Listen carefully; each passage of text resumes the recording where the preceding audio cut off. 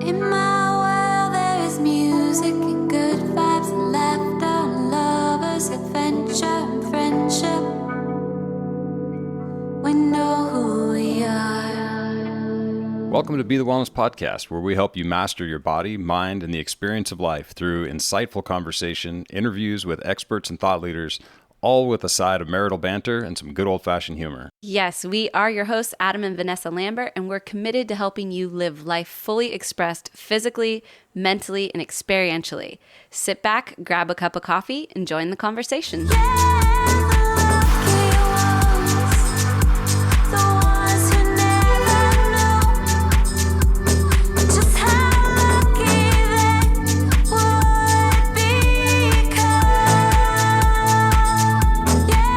Hello and welcome everybody to Be the Wellness Podcast.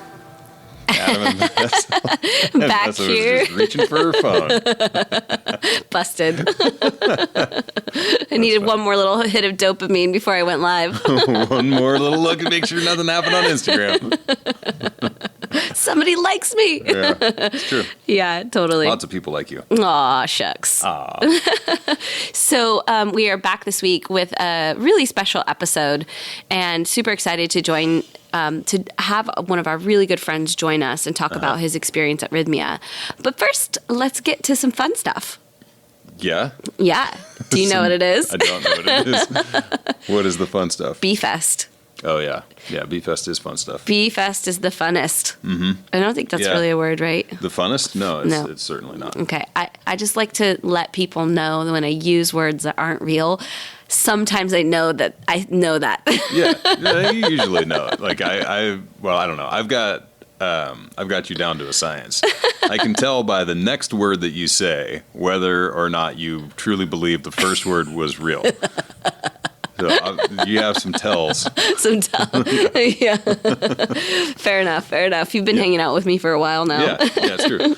So B-Fest. Yeah, B-Fest is, we're really excited about B-Fest because it's, like we've mentioned before, it's our larger community gathering. Mm-hmm. But, one of the things we haven't really talked about is that the way that this event runs, it's actually almost like a ceremony. It's almost like one big ceremony. And okay, so the word I thought was coming out of your mouth was circus. But I'm really glad you landed on ceremony. See, you don't know all my tricks. I don't have you completely figured out. Gotta leave something there, right? Mm-hmm. So yes, it really is. And the more that we're building this out and the more that we're creating it, it's, we were talking with Liz, who's our project manager for B-Fest the other day, and some of you folks out there might know Little Lisbeth's our right-hand Superman, Superwoman, and she was, she'd mentioned something about the opening ceremony, and I said, to be fair, it's true, because this whole thing is one big ceremony. Mm-hmm. It is really like an opportunity to be in ceremony with your life and with yourself for an entire weekend.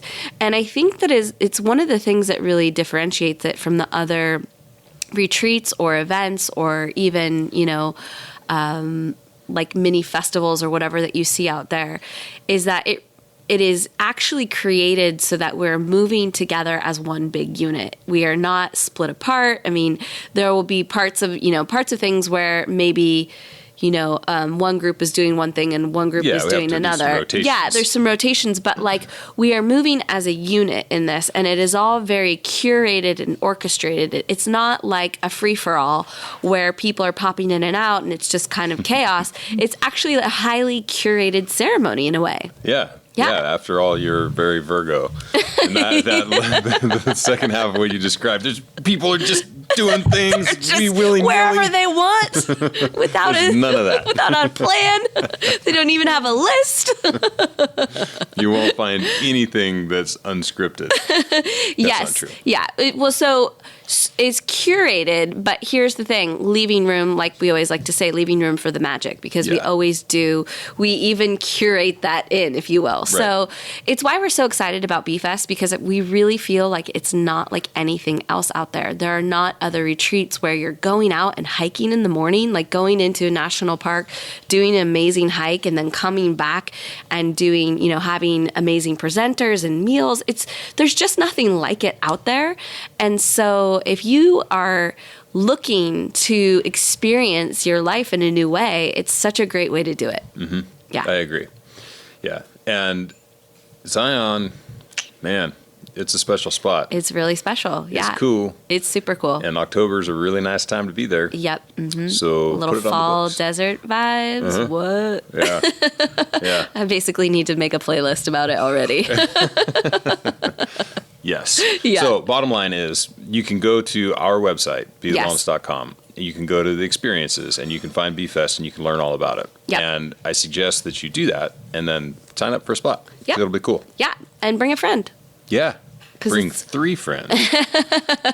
Or 20. All right, guys. And if BFest for some reason doesn't work for you, Iceland has maybe a few spots left, depending on when you listen to this, and New Zealand has a couple of rooms left as well. So if the BFest event doesn't work for you, you've got some other options still on Yeah. the table. Yeah. All sorts of opportunity for adventure. Yes. Yeah. Be adventurous. Yeah. That's what's up. Okay. So let's talk about Tracy.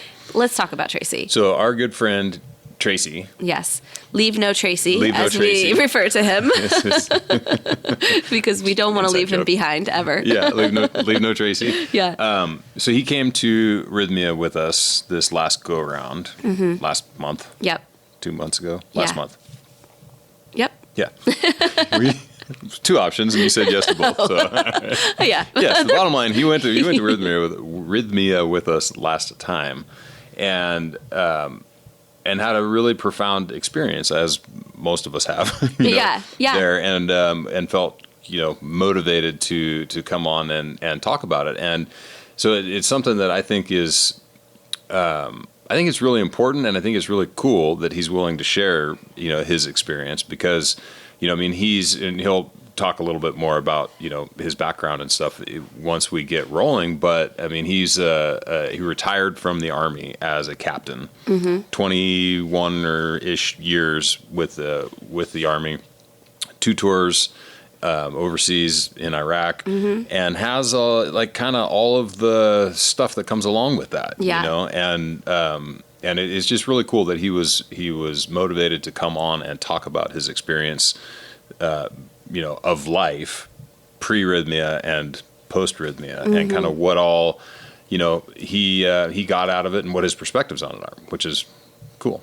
Yeah, absolutely. And I think if you have anyone that that is struggling with PTSD or has been in the military and can relate to Tracy's story in any way, shape, or form, please share this episode with them, because I think one of the things you'll really see, and what we've really heard from vets, and obviously Adam has experienced this within the fire department, and it's one of the reasons we wanted to share Tracy's story and his perspective so much, is that, sometimes it begins to feel like there's no hope for this stuff to ever be resolved inside of you, and for you to ever live your life without, carrying the burden or the weight of these traumas.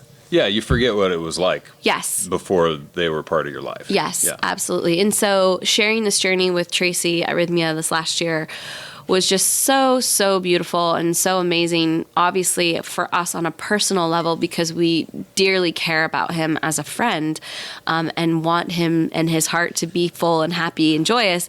But we think it's so important for folks out there that are struggling with this to have more references, more resources, and people that they can reach out and touch almost and say, that person is like me. All the other stuff out there, whatever, when you have a trusted resource, and maybe that you feel that way about Adam and I, like maybe we're a vetted resource for you. So this story will hold a little more weight for you because it's coming through almost friends.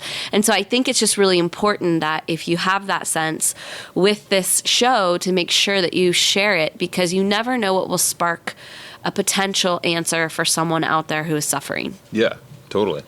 And it's one of the things I think we've seen over and over again, is that just even the conversation about plant medicine can give people, it's like maybe plant medicine's farther than somebody wants to go. But it's a great metaphor for understanding what's possible through other modalities, and just, what is available to people in their life. So even if it's like, oh, this person would never go do this, it can still be a really valuable thing to listen to and get some perspective on.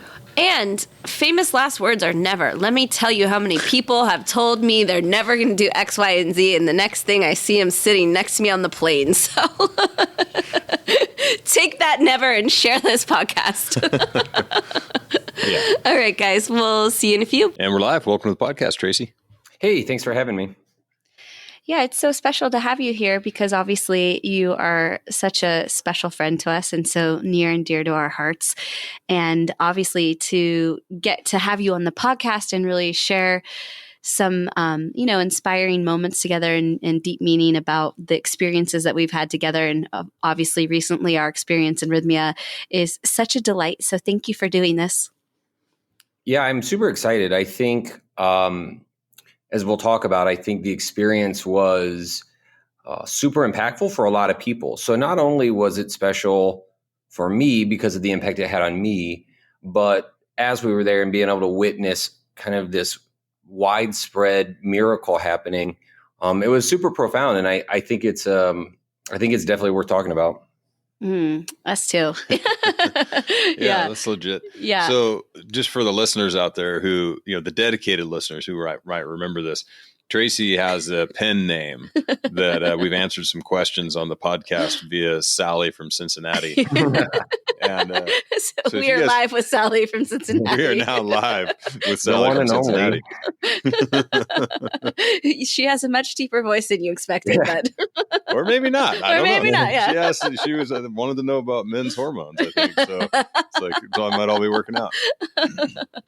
So let's wind the clock back a little bit, Tracy, and just give the listeners a little bit about your background. Obviously, including why you felt called to come to Rhythmia and really what was the moment that you decided, I think plant medicine might have something for me. Right. So, I really think it all starts for most people, in childhood. No matter your socioeconomic status, no matter your parents divorced or together, I think always in childhood, as you're kind of learning to grow, there's always some kind of inherent trauma that's in there. And I think that holds true for me. My parents were divorced.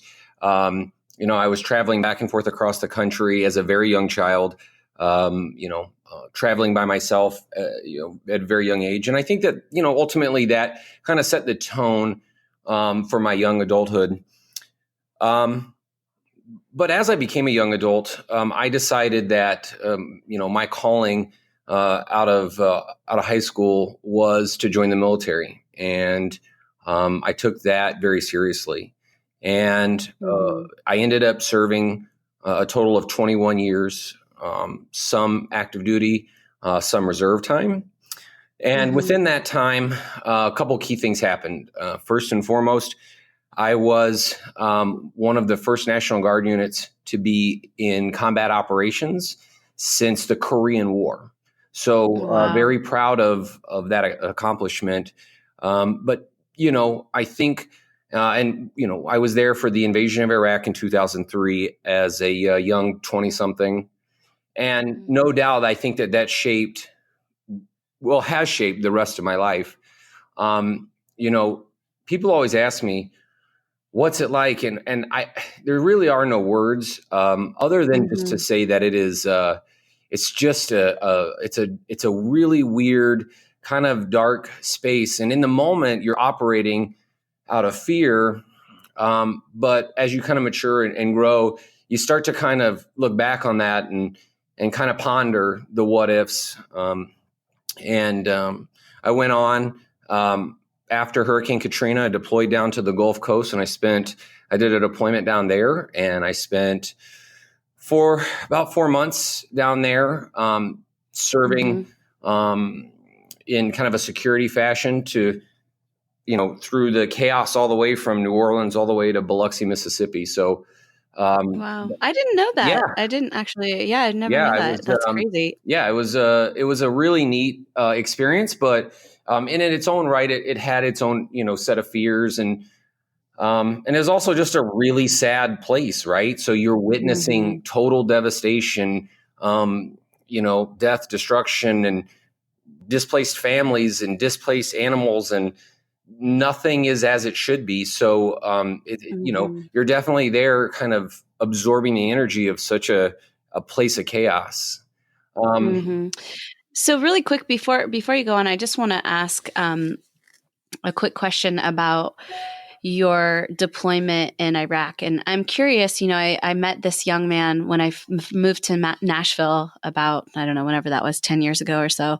I met this young man who was getting ready to deploy, and he was recently joined the military, and he was getting to do his first tour in Iraq. And I remember he was super excited about it. And he was just like, yeah, like I want to go over there and like get in this whole thing and like experience what it's like. And I could tell that from his perspective, he really felt like a warrior spirit. Like he was going into the fight to serve his country and like go really, experience this thing that like his soul or his, masculinity or whatever it was calling to. And I'm curious for you if like that was the feeling you had going into it, and or what the feeling was even, and how it differed from when you got there. So absolutely. I think that kind of sense of feeling comes with the training that you receive. They instill a true warrior spirit into you. And it's tough, right? Like the training is tough. The environment is tough. The standard of living is tough. And all of that, the payoff is to get into the big game, right? And then, unfortunately, after 9/11, a lot of us got a chance to get into the big game. And so you absolutely walk in like, this is what I'm here to do. You believe in your mission. You believe in doing what's right. And in some capacity, you're fighting the bad guy, but you're really there to help everybody else, right? And I will tell you, all of that starts to fade very quickly when the first round goes down range, and things change. And I don't know that, there's only a few people in life, and Adam, maybe you've experienced this in your firefighting career, but true fear. And that is like that live or die fear. And that in of itself, I think is probably the first seed that was planted for me that took me on this journey that we're here to talk about. Fear is really a really powerful thing, and it's designed to keep you alive.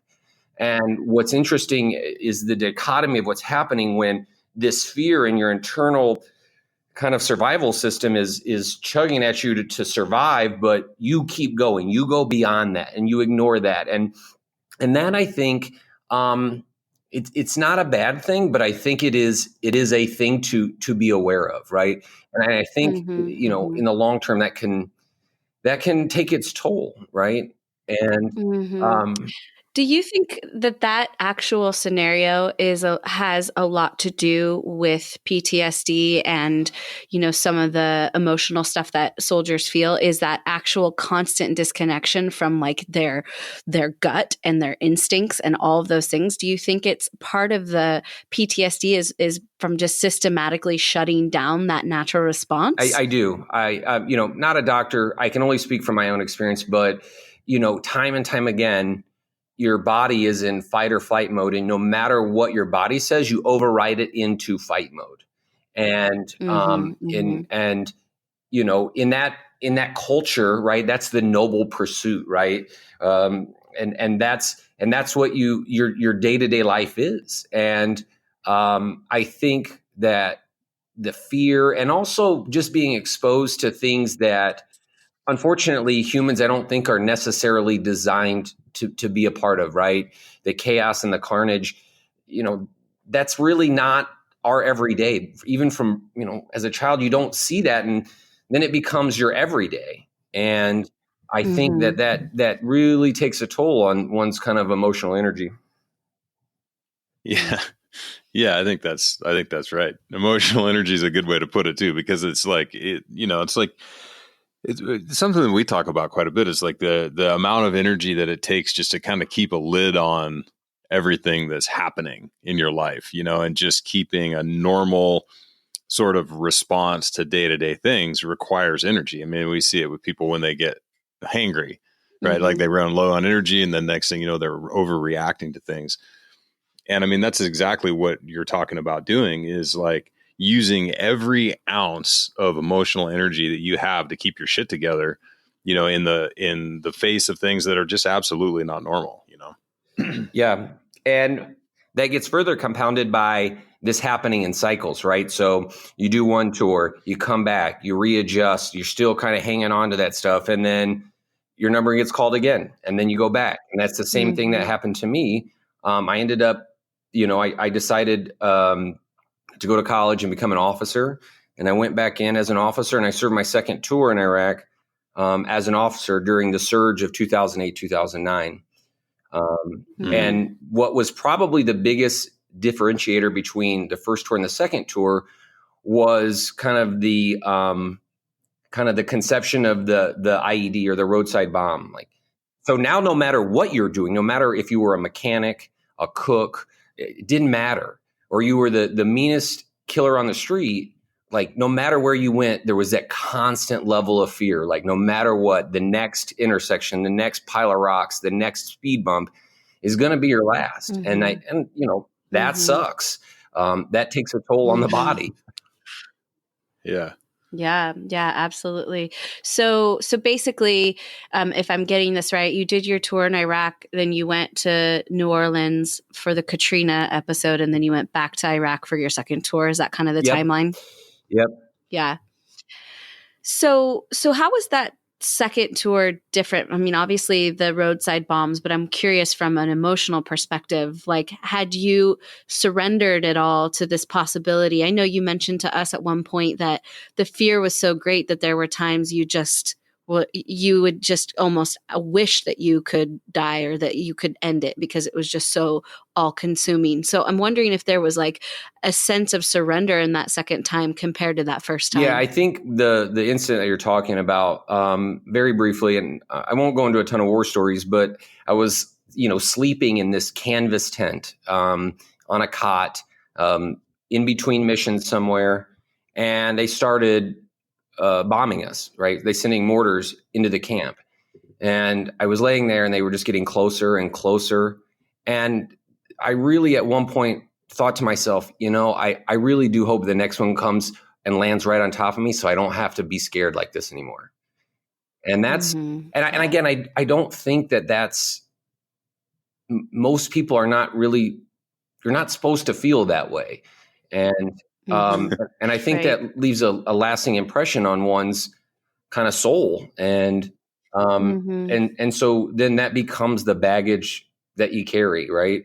And even if I was safe, I was fine, everything worked out, but that didn't negate how it felt in that moment and how kind of serious that moment was. Yeah.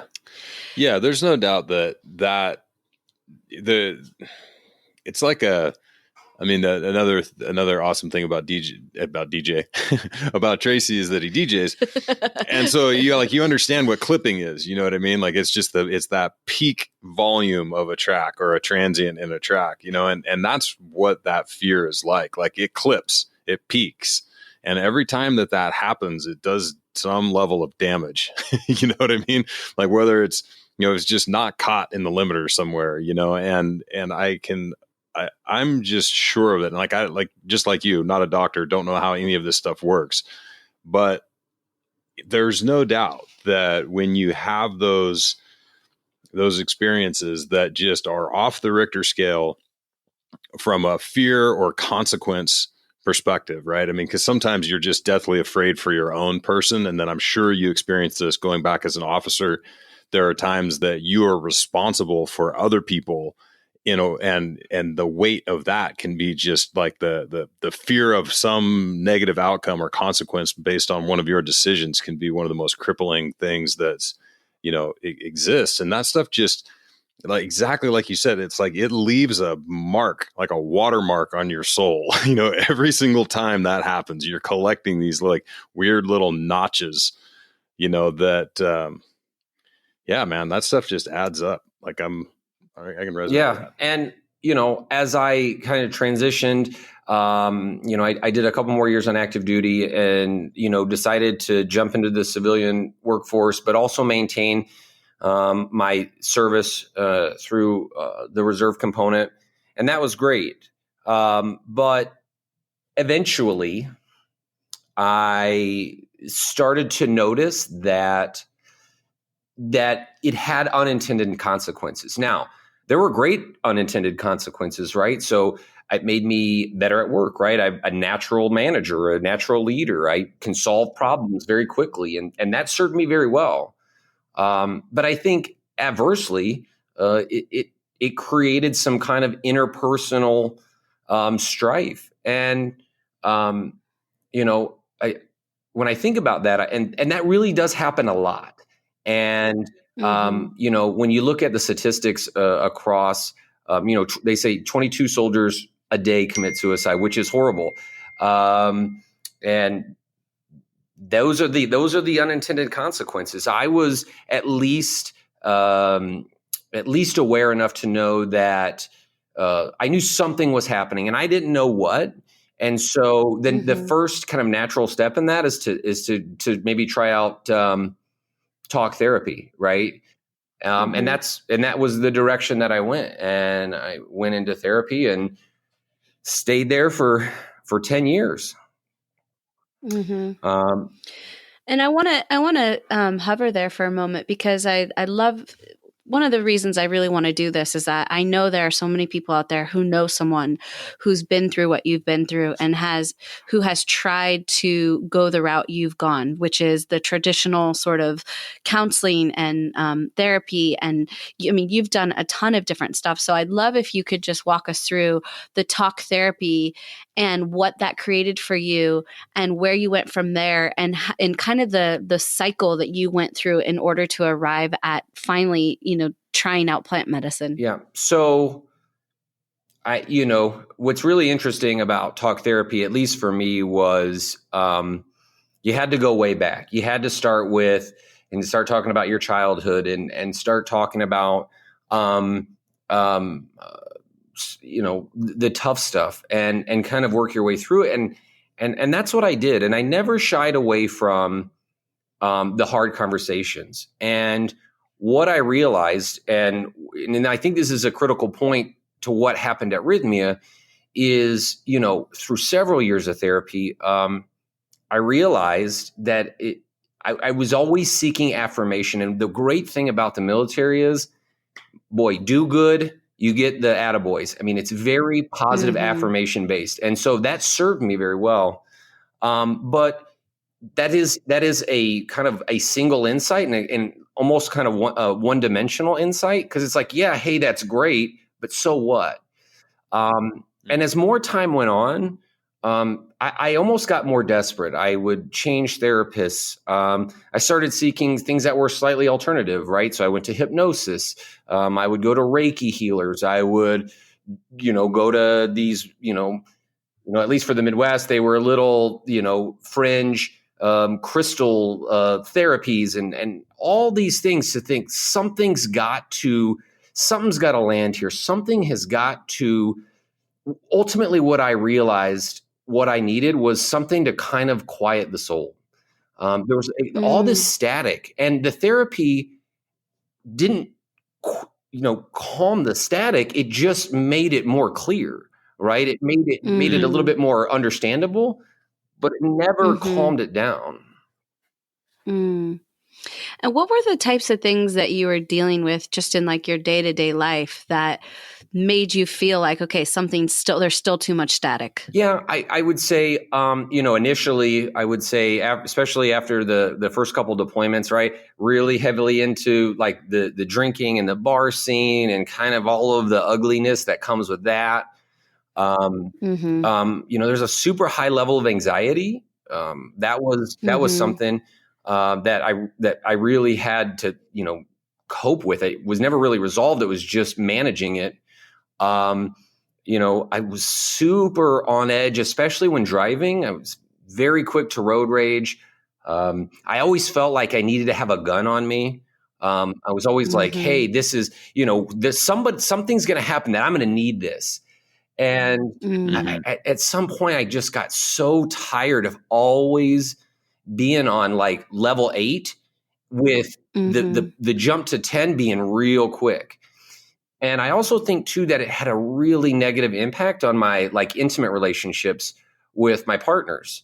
It was very, they were very disruptive. They were very unhealthy. I was unhealthy, so I was seeking out unhealthy partners. Ultimately that led to a marriage and soon after divorce. And that's really not what I wanted for myself for the long term. I knew that there had to be a better way. And I knew that because I would look at like well-adjusted couples and I would look at them like with such jealousy. I'd be like, how does that exist? Like, I don't understand it. And I knew it enough to at least know that I wasn't there, but I wanted to get there. And so all of these things just over the years accumulated. And finally I had to figure something else out. I knew that there was something else out there, and maybe it's fate, maybe it was the universe speaking to me, but kind of this idea of ayahuasca came into my life, and whether it was YouTube or Joe Rogan or whatever it was, right? And it made me kind of pause and go, well, what's that? And I would hear all these great things, and I'm like, and honestly, to some degree, there was a level of desperation. Like, hey, I'll try anything if it'll quiet my soul. I'm willing to try anything. And all this kind of static and noise that lived inside, like I knew that I wanted a life without that, and the universe ultimately kind of led the way.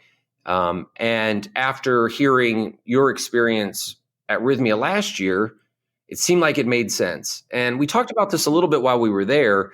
This kind of constant need to feel safe, right? Like I thought going to Peru or someplace a little bit more, deep in the jungle was, I didn't feel safe. I didn't feel like I could protect myself. And then when you guys talked about Rhythmia, I was like, well, hold on. So I can do this kind of treatment, but do it in a way that is hyper safe. All right, you have my attention. Yeah, totally. I mean, I think safety and people feeling like they, going into something so scary already, like just really not knowing what you're going to be up against in that experience, and then coupling that with being in the middle of the Amazon or the jungle or somewhere that you just feel unsafe. It can be too much for people, for sure. And especially people with my type of situation that's always on the forefront of their mind. Absolutely. Yeah, it's kind of ironic, right? That like the place you would go to seems a little Vietnamish. You're like, I don't know. So, I'm so glad that you made this leap with us, because honestly, it was just such an incredible week to share. And we've shared with our listeners before about our experiences at Rhythmia. And I really would love for you to just maybe give us a play-by-play of what opened up for you. And honestly, starting from the moment that you decided to say yes to this experience. So it was actually shortly after you guys got back. I called Adam and we had a long conversation about it. And I was like, hey, I'm in. But unfortunately, it was almost a year out, right? So I had a year to sit on that and kind of prepare myself. And no doubt there were times where I was like, I don't know, maybe this is a bad idea, or hey, there was a lot of fear, and fear of the experience, fear of being uncomfortable, fear of being sick. But also I think ultimately there was some fear of, oh my gosh, what if it tells me something that I don't want to know about myself? And so having kind of that runway, I think kind of helped really, because it helped me feel all the feels. And when the time finally arrived, I had made a plan. I was excited. I knew some of the folks going from the Be the Wellness group, and it set the right tone for me. It set the tone hey, I'm in good company. I'm safe. The place is well vetted. I've known you guys for a handful of years, and I very much trust your opinion. And if you say it's good, then I'm with you. And there was a lot of ups and downs. And one of the things that, going back to the Army stuff, right? Like managing fear is an important aspect of what we did. And being able to personally manage my fear about going and even getting there was important. And so I would tell anybody who's listening to this who is like kind of on the fence about it, that I hyperanalyzed the whole situation, and I can't say enough positive things about the experience, and how almost immediately upon arrival, my fear about being there, or any fear that I had remaining about being there, was kind of resolved very quickly with the facility and the staff and their knowledge and their expertise in the field. And it was such a great leap of faith, I think, for me. And I'm super happy that I went. That's awesome. Yeah, it really is such a special place where we can't say enough about it. Obviously, we try to drag anyone down there who will go with us, but I'm so glad that that's what you felt. And we had such an awesome group this year. It was just really, really such a special treat to us to see some people like yourself that are obviously close personal friends and, friends like family, as we say. And it just to watch everybody really receive these miracles and these experiences was just such a delight for us. So I'd love for you to walk us through your first night. Yep. So, night one was almost immediately very intense. And, I think it's also important to note that before I went, I don't know that like I believed in God or a God or really anything, right? I think more than anything, I was in the camp of you live and you die, and that's that, right? And as I went into night one, as I got through the second cup of medicine, I think I had kind of calmed down, settled a little bit, and got there. And ayahuasca came out with a bang for me. And just a couple hours into the first night, I had my first meeting with God, and that was so profound. To be in the presence of your maker is very humbling. And and I had a conversation with God, and it made it very clear to me that I didn't know everything, that my fear was unfounded, and that things are as they should be. And as I got to have this conversation with this, to me, God appeared as a very bright white light made of every rainbow. And, we had a conversation. And, really the first thing after there were kind of, we'll call them introductions, I said, God, what about these people? And what I meant by that question was, what about the people that had died? What about the people that I had seen suffer, and have, what about the people that are not here anymore? And as if, in true, I guess, God fashion, made it very simple and said to me, those are mortal lives, and mortal lives come and go, but their spirits live forever, and everything in the universe is as it should be.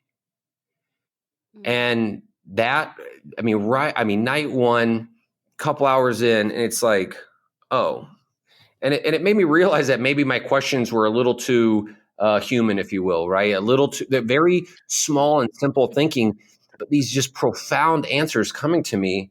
And that interaction really set the tone, I think, for how I kind of framed the rest of the week, and how I was like, all right, Tracy. You can't, it's not as simple as what you think. The answers are always going to be much more kind of big and high level. And that, again, they're right there, night one, a couple hours in, the miracle's already happened, right? Like if I left after that, that would have been like, that'd have been the money well spent. Right. But that was only the first night. Right. That's awesome. So you keep referring to the miracle, and I, previous listeners of this podcast will know what you're referring to if they've listened to our podcast on Rhythmia, but I'd love for you to just walk the listeners through what you mean by that. I think for me, a miracle is something that happens to you that's beyond explanation, to the benefit of your soul. And for me, right, there was a series of miracles, and every time that I would have these interactions, either with God or the Mother Ayahuasca, it was a profound change in me, and it was an immediate shift in how I view myself, how I view the world, how I, and how I can live the rest of my life here on earth with a sense of peace. And somebody who has, for me, that has lived, a very anxious and very high strung life, like that shifted, that changed, and that is a miracle, right? Something that I couldn't get done with 10 years of therapy and all the different, solutions that have been presented to me, like it could never get done. And now in a single night, things already changed. Like that's a miracle. Yes, I think you're right. Yeah. That's amazing. So at Rhythmia, they have these sort of like leaderboard, I don't know what you call them, that like they have like a scrolling, almost like a leaderboard, and it says miracle rate today, 98.7%. And when you show up, you're kind of like, what, but then you get into the medicine and you really experience these miracles. You're like, well, goddamn, sure enough, they are really doling them out around here. Yeah, they are. They were, and one of the things that, I was just in awe that you could just see almost like a bag of popcorn popping, right? Is these people would come there and you just, one day you'd see a person and the next day you'd see a different person. It's like their soul had exploded into something new. And it was unworldly almost, for sure. Yeah. I like that popcorn analogy because it's really true. You're just true, you see people and then you're like, did I even recognize that person? Like, oh no, you like literally had lunch with them yesterday, but they look completely different. They were a kernel of corn yesterday, and today they're full popcorn. Yeah. That's amazing. I mean, I remember seeing you after, night one, and it's like, yeah, you could tell. And with many of the people that were there after night one, it was like you could just tell a veil had been lifted and there was a presence in you that I hadn't seen prior. And it really is amazing to see that people can experience that in one night. Absolutely. I also think for night one, one of the things, you always have to be, there's always a surprise, right? There's never, no matter how, reality is always going to be stranger than you can ever imagine. And, one of the fears that I had going in is like, oh man, I hate getting sick. I hate throwing up. I'm going to be sick. It's going to be miserable. And of course I was surprised. The purging, I think, is, something I think we should take a minute and talk about, because everybody thinks you go, you take ayahuasca, you puke, you feel better. And I think the purging, what I witnessed and what they spoke about in some of the lectures was purging doesn't come just from being sick or throwing up. It comes in all sorts of forms, and it comes, with crying, laughing, yawning, you can go to the bathroom. But for me, and what, again, never saw this coming, and no message board I read on Reddit said anything about convulsions. And night one, as I settled in and got my first kind of lesson about life, when Mother Ayahuasca was talking about stillness, she said, you want stillness, but you're never willing to sit in it. You're never willing to sit and feel the feels. And I was like, well, what does that have to do with anything? And immediately I started like seizure. I mean, it was seizuring. My muscles would tense up, and it was very painful.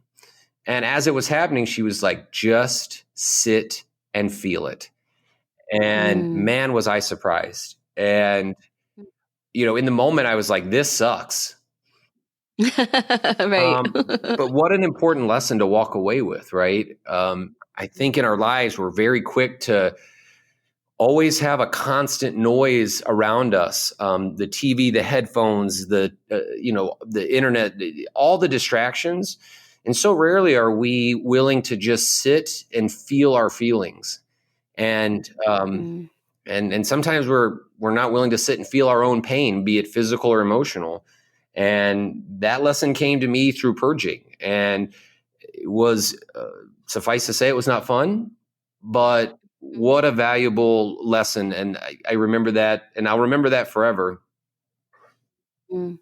Yeah, absolutely. And so I'm curious for you, one thing that I think is important, and I love that you brought up the purging idea, is in the midst of your convulsions, I'm wondering if you can share your thoughts about it, because it's like it's hard, right? It's difficult, that. But for me, there's always a part of it that knows how important it is, and so there's a sense of it being good for me, even though it's difficult. And I'm wondering if that was the same for you, or how you felt about the difficulty of it. Yeah, it was, as it was happening, I had a good hour of these kind of seizure-like convulsions, and they would come in waves. And I just remember thinking, listen, as I'm having this conversation with the plant medicine, like, listen, I'm here, I'm with you, but come on, this sucks. And just that message of feel the feels. And I was like, and there is, I think through all purging, right, that there's a sense of succumbing to what's being given. And I at one point was like, I kind of started laughing. I'm like, all right, man, I'm doing it. I'm here with you. Let's just work it out. And so succumbing to the experience, I think is part of it, right? It's part of that lesson that you learn, and getting out all that, the shamans talk about getting the bad energy out. It's like, listen, if this is what it takes, I'm with you. I'm here. I don't want to be doing this, but if this is what's prescribed, I'm with you. And it got better. Yeah. It's like this is one of the things I think is just incredible about ayahuasca, is that it gives you the opportunity to actually experience what some of this, like, for lack of a better term, like bad energy is in you. You know what I mean? Because you can talk about negativity or being cynical, which I spent a bunch of time on that this go around. And it's like, so you can like conceptualize these things and what they might be like in your body, but ayahuasca will show you and you will experience it. Like, no, this is what this is like in your body. This is an hour of freaking convulsions, or, you can't get off of the toilet and you're puking and you're doing, this is what is happening in your body. And you're like, oh, okay, no, I get it. Like, this is not stuff that I want to have. This is not stuff that I want to be carrying around in my backpack, so to speak, And she just gives you a real clear picture of like, this is the time. And then you're left very much with this thing. We're like, okay, well, I'm here now. And if we can just get rid of this, let's just do it right now. Like, whatever it's going to take. Like, yeah, exactly. I don't want to have to come back and do this again. So let's get, sweep under all the rugs and check the corners for cobwebs, all the things. For sure. It was, and I witnessed a lot of people purging, and I was fortunate enough at one point, Vanessa, to look over it and catch you purging, and and I remember thinking to myself, like, kind of my mantra when I had enough cognition to be aware of somebody else and what they were going through. I just remember thinking, that really sucks for them, but I'm glad they're working it out. Like, that was just always kind of my motto, is like, it sucks, but you get them, man. You go get it done. Yeah. Totally. I'm curious, and I want to hear about your second night. But before we move on to it, just because I want to hover here in the first night of what your first impression was of Mama Ayahuasca. We talk about her and refer to her as, like a feminine spirit. And I'm just wondering if you can tell us about your first impression of her. Yeah, I don't know that there are any kind of mortal words that could ever prepare you for what those interactions are going to be like. It's very humbling. It's very, it's not scary. It's like the voice that comes to you, and just like your own mother, right? Like it's the words of wisdom, words of reassurance, and after night one, any fear that I may have had about the rest of my time there was completely gone. Love that. Yeah, it was so nice and warm. I don't know that I have any words for it, but it's after the first night, I woke up the next day and I'm like, I cannot wait to get back in there and finish, the next round of conversations. I love it. So let's go there. Night 2, batter up. Yep. So night 2, I think, I was handed my second lesson from Mother Ayahuasca. And as I was laying there, I kind of started to feel the convulsions coming on. And she said, sometimes you need to just breathe. And almost involuntarily, I started taking these very intense, deep breaths. I kind of equate it to like the first breath a child takes when they're born into this earth. And it reminded me the lesson of just breathing and how important the breath is. And it's kind of they talk there during the breathwork seminars, how it's the original drug of life, right? The oxygen that keeps your body going. And so it was just very intentional breathing. And every time that I kind of lost sight of that, the convulsions would come back and I'm like, oh yes, I need to breathe. I need to breathe. I need to breathe. And as I settled into this rhythmic breathing, somewhat out of fear, right? I was like, if I don't do this, I'm going to start convulsing again. But I finally settled into it. And what the image that came to me was an image of my heart. And what I saw was this very old, very large, very dead tree. And I went inside of this tree that was hollow. And on the inside of this tree was my heart. And it was encased in a honeycomb of wood and glass. And, one of the intentions that Rhythmia sets for you is show me who I've become. And I think that really answered that question for me. Here was my heart tucked away, protected, almost kind of forgotten about in this dead tree. And that was heavy, that I had to sit with that for the next day and kind of ponder what that kind of represented, what that meant about me. And I think that really teed me up for success in night 3.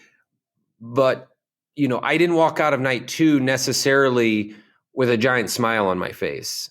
I was like, when Mother Ayahuasca decides to show you who you've become, I think we all kind of have to be prepared to listen to what it is. And I don't know that we always want to hear that answer. Yeah, absolutely. And I think that it is so important to sit with it. And, I think that so many people are afraid of just these moments, right? To actually see who they've become, to really confront or accept or, be in the presence of who they really are. And I think it's like, this is why these are very sacred ceremonies, is that you are really putting yourself in the line of really come to Jesus moments, really seeing who you are. And even though it can be difficult, and even though ayahuasca is not a party drug, right? I always say that. It's like, it's not a party drug. It's there. You're there to do the work. And, but it's so worth it in the end. It's so worth it. Yeah. And and beyond the, kind of showing me who I become, they set these intentions, kind of generically speaking for everybody. And they, show me who I become, merge me with my soul at all costs, and heal my heart. And, those are on signs splattered all over the resort. And, you're like, oh, man, is this really, I mean, there's gotta be, is this it? Is it really that simple? And I think as you're going through that process, you start to realize it is that simple. To achieve those very three kind of fundamental things, it's life-changing. Yeah. Well, what is it that they say that like these are the kind of overarching intentions, but the reality is this is what the plants want for you. Like that's their intention for you. So like, come with your list of things, but here's what we're going to do. Here's what we're going to help you solve, because that's really what we're here to do. Yeah. So tell us if there's nothing more that you want to speak to about night 2.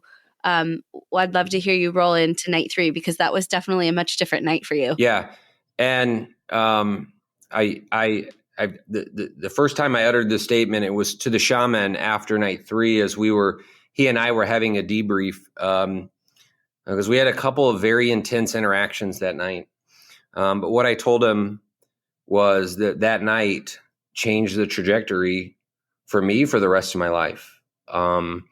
It was the best, worst thing that could ever happen to me. And, it was a life altering. And, to kind of add some more detail to that, kind of, this is what happened.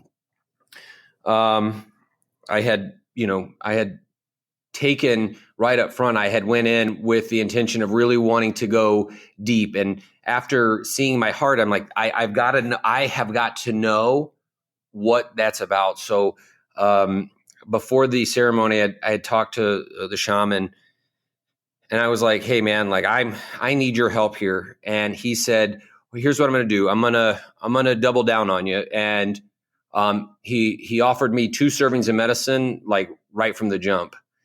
And, I don't know that I would necessarily advise that for everybody.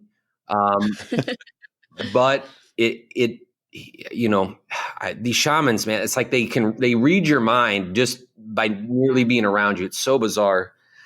It's crazy. Yeah. They just know, right? They just know. And so I did this kind of double dose of medicine, and I was laying there, and it was kind of coming on, and I just felt so good. Like, I was just like in the best mood. And I remember laying there with my eyes closed. I'm like, man, this is amazing. This night's great. I don't know. I just feel awesome. And then, and then God reappeared, and, I was, very excited. I was like, hey, I'm so glad you're here. This is amazing. You're awesome. You're wonderful. Like just this kind of spew of compliments. And God said to me, he said, do you want to see heaven? I said, well, of course. And she took me to this place. It was indescribable. At one point, kind of where the crescendo of our conversation happened, we were in this very kind of grand hall that was infinitely large with infinite balconies and beautiful lights and music. And I said to God, I said, I can't see you. Can you come closer? I want to be face to face with you. You're awesome, and I love you, and I need to be around you. And God said, try it a different way. So I don't know what you mean. He said, I am you, and you are me. Try it a different way. And as if 10,000 lines of data got processed in a nanosecond, I uttered the words in kind of a question form, I love me? She goes, you do love you. And I lost my shit. I've never in my life cried that hard. It was a, believe it or not, it was almost a hard pill to swallow, to realize that part of the kind of issues that I had been embracing was really due to a lack of love of oneself. And I had to mourn that. And I was very, very upset. I remember at one point crying so hard and almost wailing and Adam was very near me, and I was like, oh my gosh, I can't, hope I'm not bothering him. And so I shoved my face into my pillow and just couldn't control myself. So I walked outside, and I'm outside and inconsolable, just crying. And I kind of stumbled to the same shaman that I'd been working with. And I just looked at him and I said, help me. And I kind of kneeled down on the bolster in front of him. And this shaman did shaman things. He, poured tinctures on me and beat me with bamboo feather leaves and eagle feathers and said a bunch of stuff that wasn't in English. And oddly enough, that treatment, if you will, really did kind of calm me down. And it was, I didn't feel good at the moment. And I'd also realized that this just hour of just super intense crying had left me it was a rather sobering experience.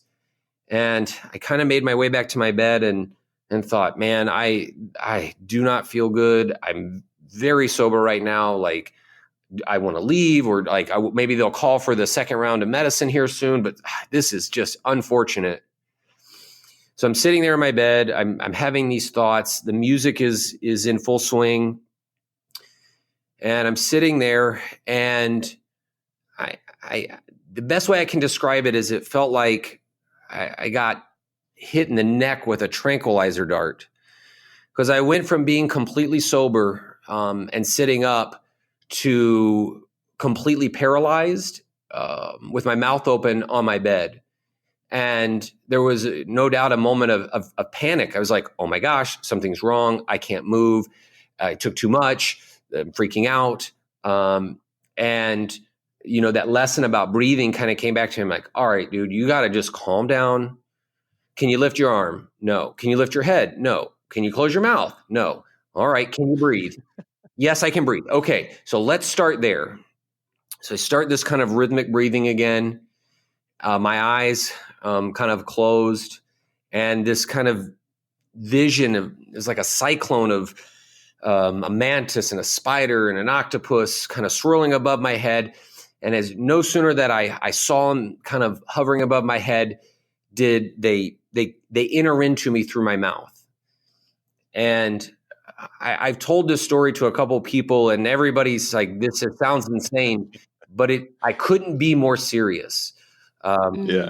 These things went inside of me, and they just started going to work. I could feel them in my stomach and in my chest cavity, and they were bouncing around. And I was, and I'm like, what in the fuck is going on?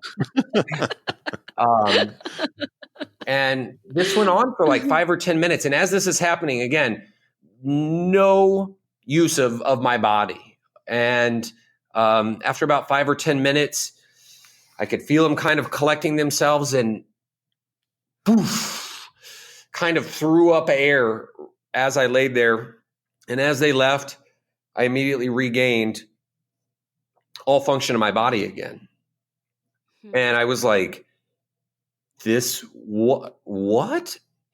And one of the things that I really appreciate about the rhythmia experience is that, that you go to these classes and they talk to you about what can happen and what some experiences are. And what they refer to this to is having surgery. And that's what it felt like. It felt like these kind of beings were inside of me doing a lot of repair work. And when I came to, I was a little startled, but I, was like, I should get up and walk around to make sure all my limbs work, right? And I walked outside, and I've never felt better in my life, ever. all these years of anxiety and trauma and all of this in an instant were gone. And like, what do you do with that? And I remember I was so excited. I was just pacing back and forth in front of the kind of temple that all this happens in, pacing back and forth. And I'm like, oh my gosh, this is amazing. I'm a different person. And I really, truly believed, and I do believe even still to this day that surgery went inside of me and healed all the ills that I'd been holding on to. I love it so much, Tracy. So awesome, dude. It's so beautiful. And, I said this to you at Rhythmia, and I remember the next morning you said, like, that was the best night of my life. Like, that was the single best night of my entire life. And I just remember, sharing with you how amazing it is for all of us to be around you men doing this work, Adam and you and our other friend Straz, who was there, and AJ, and, these men just stepping in, and Neil stepping into doing this work and watching you guys all go in like these warriors into the light. And I felt like that was really your night that you became who you are today. Absolutely. As I was kind of debriefing with the shaman afterwards, he was like, man, that was you remerging with your soul. And that was you reconnecting with who you really are. And I think he's right. And to this day, and it's only been a handful of weeks, but it has changed everything. I was talking to Adam right before the podcast started. I was like, it's so weird. I walk through life and everybody's so wound up and they're so upset. I don't understand. Oh, that's awesome. Yeah. I also need to mention as a sidebar, which is really funny, is that night you turned into a monkey for our other friend, Melissa, which was pretty funny. She's like, what did she say to you in the morning? Oh, I'm so glad your tail's gone. Yeah. It was a pretty big night for everybody. Yeah. Yeah. It was a big night for everybody. It was a big night. Well, I love that so much. So I mean, at this point, you're feeling pretty darn good. And I'd love to just hear how it all wraps up for you in night 4. So night 4 is a little bit different for those that don't know. It's a different kind of type of ceremony. It's from, correct me if I'm wrong, it's from the Colombian tradition. And they serve a different variation of ayahuasca. It's still ayahuasca. It's just kind of a different recipe called yahe. And yahe translates to colon blow, for those that don't know.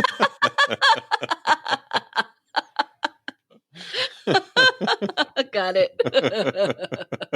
I think. Oh shit, dude! The official translation. What did you say? You were like an oil refinery. I was like an oil derrick. I couldn't stop. And I mean, I totally get it, but I freaking lost it when you said that morning. Yes. Yeah. Just burning through the crude. Yeah. Yeah. So that was really kind of the undertone for the evening.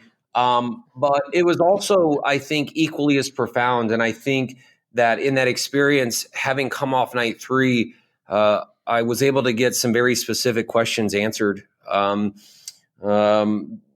forgiveness, not holding grudges, letting go of,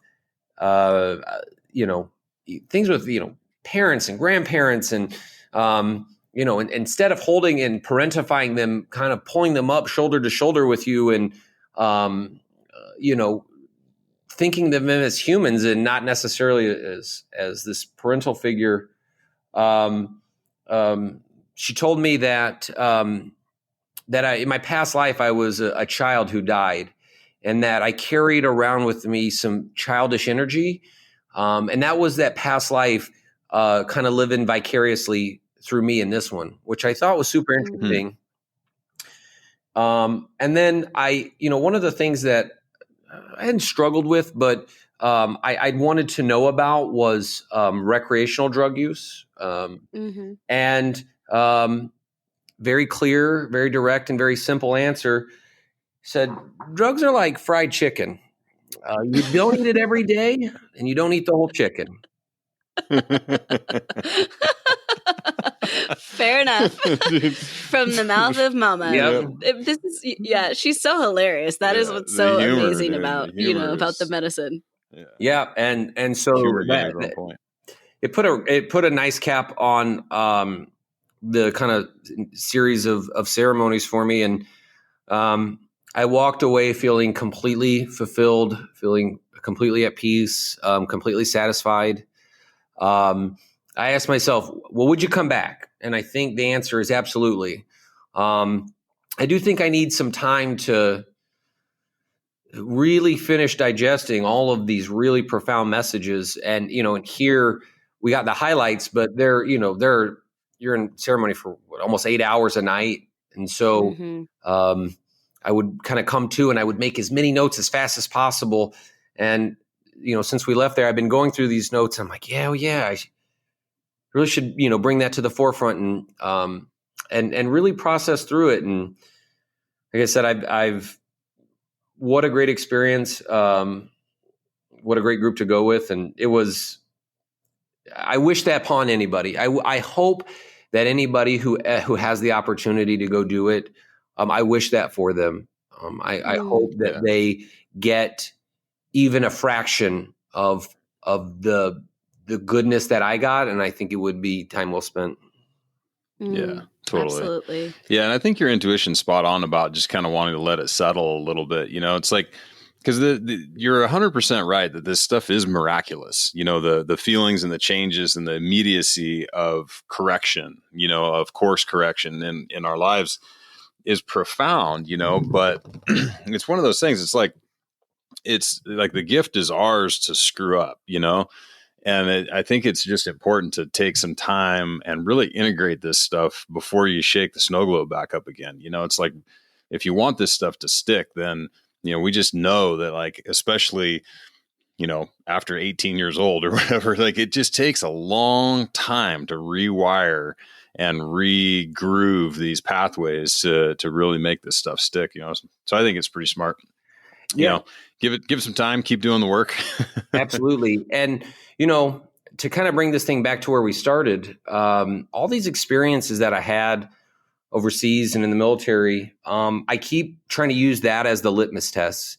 And I think about those things and really I ask myself, do I feel the same way I felt about it while I was there? And so far the answer is yes. And I don't get upset when I think about it. I don't get sad. I don't get angry. I don't have resentment.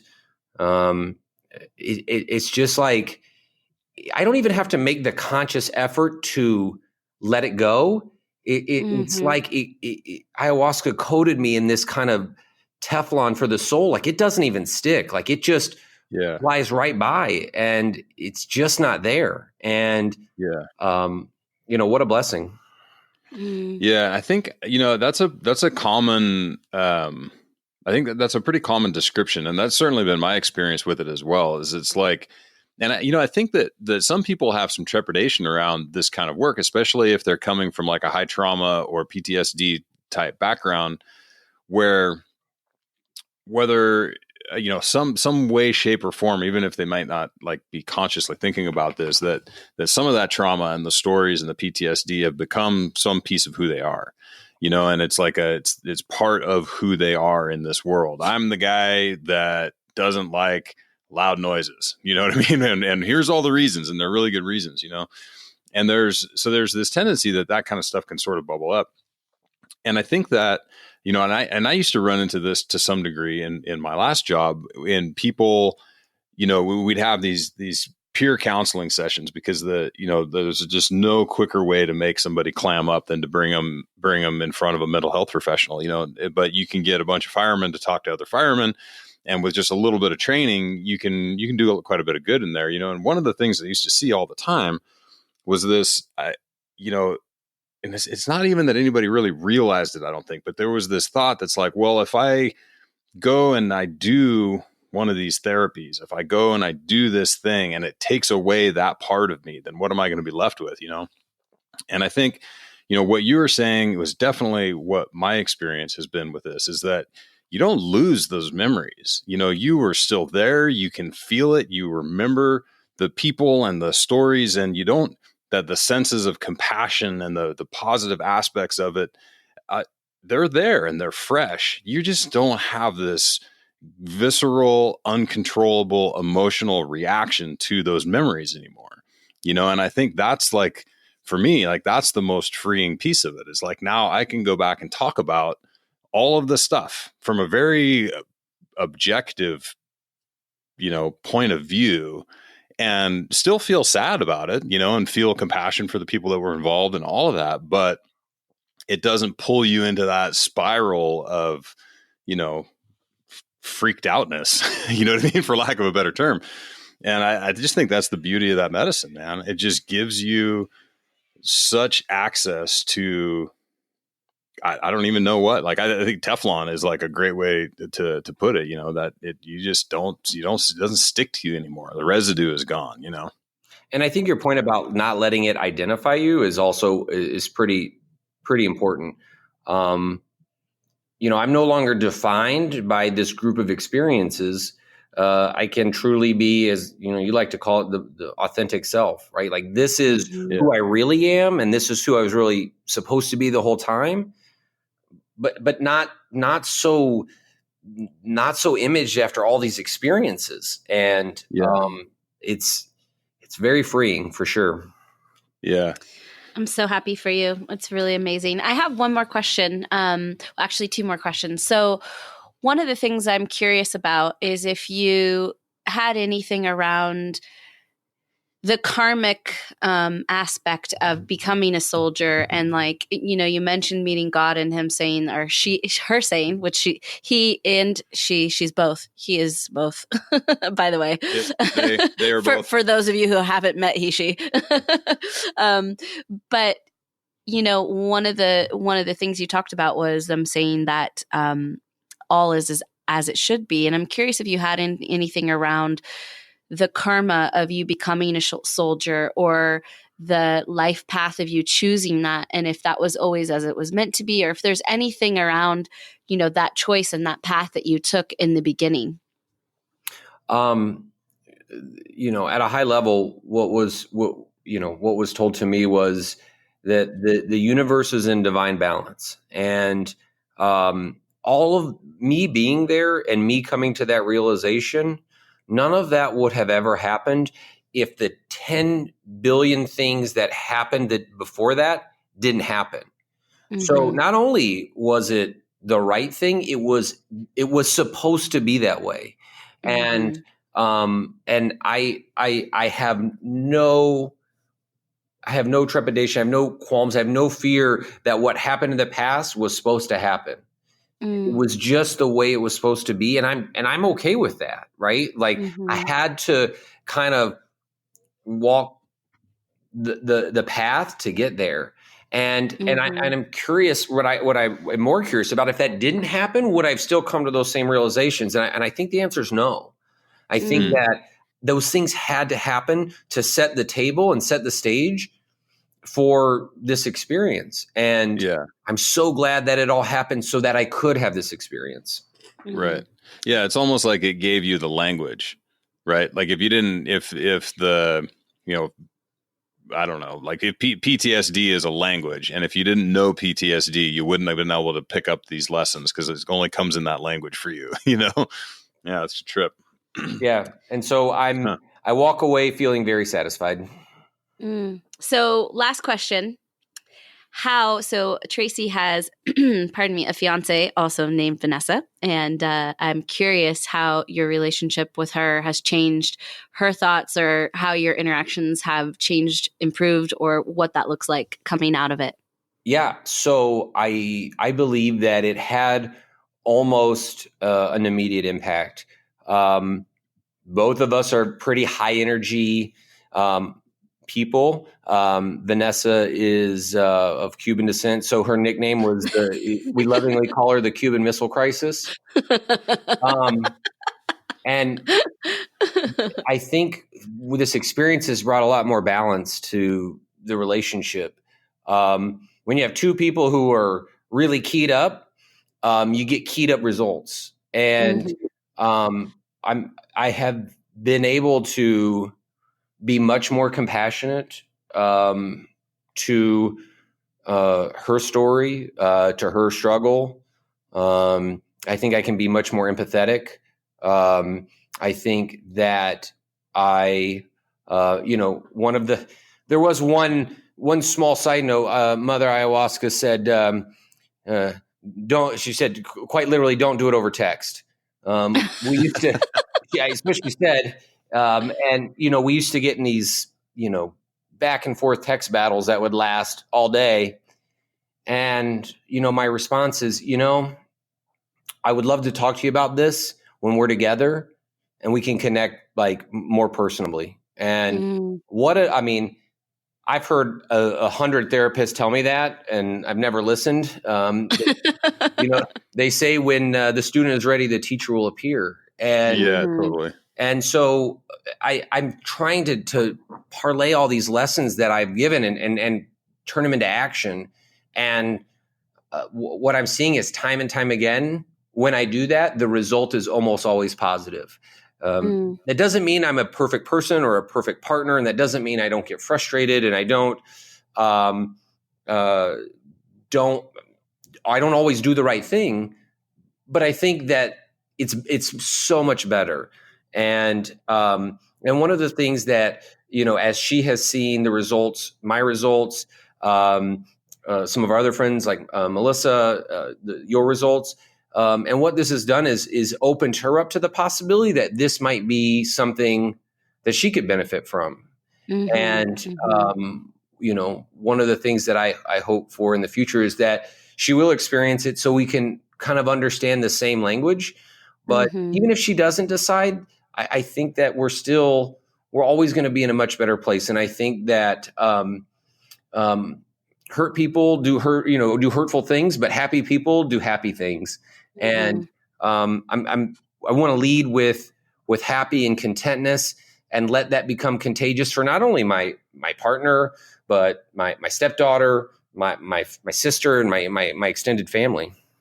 Yeah. And you're doing it. So proud of you, dude. Honestly, I can't say enough of how much I appreciate you doing the work and how much I appreciate you sharing this. I really think it's such a pivotal time, especially for the men in the world, and to see strong men like you, like Adam. I mean, for men to be able to look at the kind of men that are doing this work and be able to say, okay, this is for strong warriors, and like I'd be able to identify with it is just such a powerful statement. And I just really love and respect you for that. Well, I appreciate it. And I'm grateful that the universe kind of connected us and that ultimately it led us to the experience down at Costa Rica. And it was life-changing for sure. And I'll say this, for those that are thinking about doing this, there's an ample amount of resources, but the best resource is to be around somebody that's been through it. And I don't know that anybody that has been through it wouldn't openly share in great detail their experience, because it almost always had a miracle tucked in there. And for somebody to share that with you, just that alone is super powerful. And I would challenge everybody who's thinking about it to connect with somebody who's been there, who's done it. And ask all the questions, and leave no stone unturned as you kind of make the decision if it's the right thing for you or not. Well said. Solid advice. Well said. Awesome. Well, thank you again for being with us. Thanks everybody for tuning in. We appreciate you all listening. We'll see you soon. See you soon. See you soon. See you soon. I have a new accent actually that I picked up recently. It's German. No, it's just broadly European is what it is. I've been making fun of Adam lately and saying he's a German. Send him to German. It's not a very good accent. No, but it's what you got. It's what That's I got. you're dealing with. That's what I got at Rhythmia. All right, Tracy, we love you. We'll see you soon. Love you too. Bye-bye. Bye. How was that? I think it was good. It was amazing, huh? Yeah. I'm really excited that we got to share that story with Tracy. Yeah. You know, I think that it's such important work what you are doing and Tracy, and, you know, we're really focused on women right now in the world, and I love it. Like, let me wave my feminist flag. But part of being a feminist is that we really honor our brothers in this lifetime and the men that surround us, and that we are holding the space equally and holding each other in our highest possibility and potential. And I love these conversations because we get to see you guys doing the work, and it's so awesome. Yeah. Yeah, it's like you're just a humanist. Yeah, I'm a humanist. Humanist. Yeah, I am a humanist. I think, yeah, me too. Yeah, me too. I'm on Team Human. Go Team Human. Yeah. I'm also a Earthist. Yeah, you like the planet? I really want Earth to make it out of this whole thing alive. The Earth is the only thing that's going to make it out of this thing alive. It's true. Yeah. It's true. I mean, not that we shouldn't, pay attention to it and treat it nicely. Well, to be fair, actually, okay, just for the sake of argument, I mean, enough atomic bombs go off, the Earth could potentially get so messed up that, I don't know, the rotation gets messed up, it gets shot out into outer space, it gets particleized. Where are we now? if we're concerned about the Earth being shot out into space. I know these are not scientific terms I'm using right now, but I'm just saying the Earth itself is not a total sure thing. Something could happen to it. Yeah, it's true. Yeah. Yeah. All right. So anyway, endless possibility. Go Earth. Go Earth. All right, guys, we've had a blast talking to you, and we always love sharing these moments with you. Thank you for being with us this week. Join us next week, and if you've yet to leave us a 5-star rating, this is the episode. This is the one. This is the one. It's true. You've been waiting a long time for this episode, and it is here. It is here, and you have also not had the opportunity as of yet to enter into our contest for No Crumbs Left, Terry Turner's No Crumbs Left book. So if you share the podcast, you leave us a 5-star review, and you take a screenshot and you send it over to us at info@bethewellness.com, we'll enter you in for the drawing for the cookbook, and we'll be announcing those once a month. So make sure that you enter the contest. Yeah, or else, all your crumbs will be left. You're going to have all the crumbs left. All the crumbs from everybody that entered is going to go to you. We're going to collect them and mail them to you, which is going to be weird. So if you don't leave us a review, then give us your address so we can send you some crumbs. All right, guys. We'll see you soon. Bye.